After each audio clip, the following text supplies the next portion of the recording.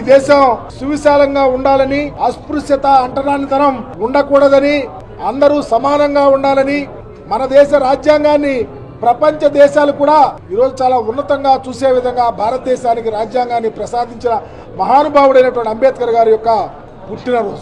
చాలా ఆనందం. ప్రపంచ వ్యాపితంగా ఉన్నటువంటి అంబేద్కర్ ఆలోచన పరులు, మేధావులు, విజ్ఞులు అందరూ ఈరోజు అంబేద్కర్ గారి జన్మదినాన్ని పురస్కరించుకుని అనేక వేడుకలు చేసుకుంటా ఉన్న తరుణం.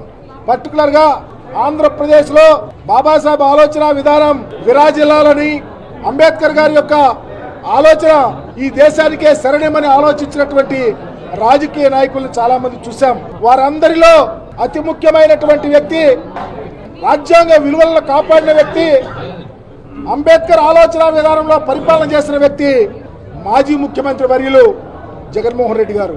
జగన్మోహన్ రెడ్డి గారి పరిపాలన అంబేద్కర్ ఆలోచన విధానానికి ముడిపడి ఉంది అని చెప్పడానికి గర్విస్తా ఉన్నాం. అంబేద్కర్ గారు కోరుకున్నది చదువు, ఆరోగ్యం, సమాజంలో అందరూ కలిసి ఉండాలని, వారి స్థితిగతులు మెరుగుపడాలని, ఉన్నత శిఖరాలకు వెళ్లాలని ప్రతి పౌరుడు ఆలోచిస్తే ఆ ఆలోచన ప్రకారమే జగన్మోహన్ రెడ్డి గారు పరిపాలన చేశాడు. సమాజంలో చదువే ప్రామాణికం, అసమానతలు పోవాలంటే చదువు కావాలని కోరిన అంబేద్కర్ యొక్క ఆలోచన విధానాన్ని భుజాన వేసుకుని జగన్మోహన్ రెడ్డి గారు చదువుకు ప్రయారిటీ ఇచ్చి ఈ దేశంలో ఏ రాష్ట్రంలో చేయని విధంగా చదువులమ్మ తల్లిని ఆంధ్రప్రదేశ్ లో ఓరలాడించి ఈ పేద బడుగు బలహీన వర్గాలు, ఉన్నత కులాల్లో పేదవారు, చదువుకు దూరంగా ఉన్న వాళ్ళందరూ ఉన్నత శిఖరాలకు వెళ్లి ఇంగ్లీష్ చదవాలని ఇంగ్లీష్ మీడియంలో ప్రవేశపెట్టి ఈ రాష్ట్రంలో ఒక చరిత్ర సృష్టించారు. అలాగే ఆరోగ్యానికి సంబంధించి ఏ పేదవాడైనా ఎవరి మీద ఆధారపడకుండా డైరెక్ట్ గా ఏ హాస్పిటల్ కైనా వెళ్లి కార్పొరేట్ హాస్పిటల్లో చూపించే విధంగా గొప్ప పరిపాలన అందించారు. సామాజికంగా గుండె మీద చేసుకుని ధైర్యంగా బ్రతకడానికి అవకాశం కలిగే విధంగా పరిపాలన చేసి జగన్మోహన్ రెడ్డి గారు తానుకు తానై అంబేద్కర్ వారసుడిగా భుజాన వేసుకుని పనిచేశాడు.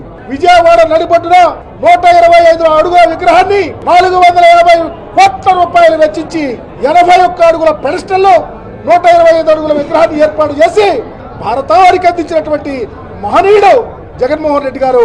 అంబేద్కర్ ఆలోచన విధానం భావితరాల భవిష్యత్తుకు ఉపయోగపడాలని గొప్ప ఆలోచనతో ఈ యొక్క అంబేద్కర్ విగ్రహాన్ని, ఈ శిలారూపాన్ని, ఈ యొక్క బ్రహ్మాండం అంటే విజయవాడ నడిపట్ల ఈ గొప్ప ప్లేస్ ఇచ్చి అంబేద్కర్ గారిని గౌరవించుకుంటే ఈ రోజు చాలా బాధపడతా ఉన్నాం. ఎందుకంటే రాష్ట్ర ప్రభుత్వం అంబేద్కర్ గారిని తాకట్టు పెట్టింది.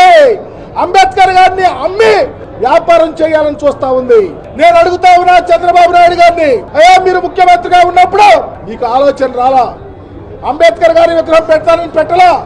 మీ ఆలోచన దళితుల్లో ఎవరైనా పుట్టాలని కోరుకుంటారని ఆలోచనతోనే పనిచేశారు. చివరికి ఈ ప్రాంతాన్ని ఆనాడు లూలు కంపెనీకి అమ్మటానికి ట్రై చేశారు. కానీ జగన్మోహన్ రెడ్డి గారు అలా ఆలోచించలా. అంబేద్కర్ గారు భావితరాలకు భవిష్యత్ రూపిగా ఉండాలని, ప్రపంచంలో ఎవరైనా ఎక్కడి నుంచైనా వచ్చి ఈ బాబాసాహెబ్ ఆలోచన విధానం చూసి భావితరాలు బ్రహ్మాండంగా బ్రతకడానికి అవకాశం కల్పించే విధంగా చేస్తే ఈ రోజు నువ్వు ఉండేది ఎక్కడ, ఎంత దూరం? అంబేద్కర్ గారి స్టాచ్యూ ఎక్కడ? నువ్వు ఎక్కడ బాబాసాహెబ్ అంబేద్కర్ గారికి దండెందుకు వేయలేకపోతా ఉన్నావు? ఎందుకు రాలేకపోతా ఉన్నావు? ఎందుకు అంబేద్కర్ గారి స్మృతివనాన్ని పిపిపి మోడల్లో ప్రైవేట్కి అప్పగించాలని అమ్ముకోటానికి సిద్ధంగా ఉన్నావో చెప్పమని అడుగుతా ఉన్నావు. మేమేమి కళ్ళు లేని కపోచులం కాదు, సేవ వచ్చిన వాళ్ళకి కాదు. ఎక్కడికైనా వెళ్తాం. నువ్వు అంబేద్కర్ గారి విగ్రహాన్ని అమ్మ చూపావా? ఈ ప్రాంతాన్ని అమ్మ చూపావా? నీకు రాబోయే రోజుల్లో ఇదే శాసనం అవుతుంది. మరణ శాసనం అవుతాకి పార్టీ మరణ శాసనం అవటానికి సిద్ధంగా ఉంటుంది. ఎందుకంటే మా దేవుడు విజయవాడ నడిపట్లో పెట్టినటువంటి జగన్మోహన్ రెడ్డి గారి యొక్క ఈ కృతజ్ఞతలో ఈ భారతావనిలో ఉన్న అంబేద్కర్ అంతా చెప్తాం. మేము ఒకటే చెప్తా ఉన్నాం, రాబోయే రోజుల్లో నువ్వు ఇది ప్రైవేట్ పరం చేస్తే రాష్ట్ర వ్యాప్తంగా కదిలిస్తాం. రాష్ట్ర వ్యాప్తంగా అందరినీ వచ్చి మిమ్మల్ని అట్టకాయిస్తానికి సిద్ధంగా ఉంటాం. తస్మాత్ జాగ్రత్త. వైఎస్ఆర్ కాంగ్రెస్ పార్టీ అధినాయకుడు జగన్మోహన్ రెడ్డి గారు గొప్ప ఆలోచనతో పెట్టినటువంటి ఈ యుగం భావితరాలకు దిక్చూచుగానే ఉండాలి తప్ప వ్యాపారానికి ఉండొద్దు, వ్యాపారం చేయొద్దు. ఎక్కడి నుంచి అయినా ప్రభుత్వం దీన్ని చక్కగా మెయింటైన్ చేయండి.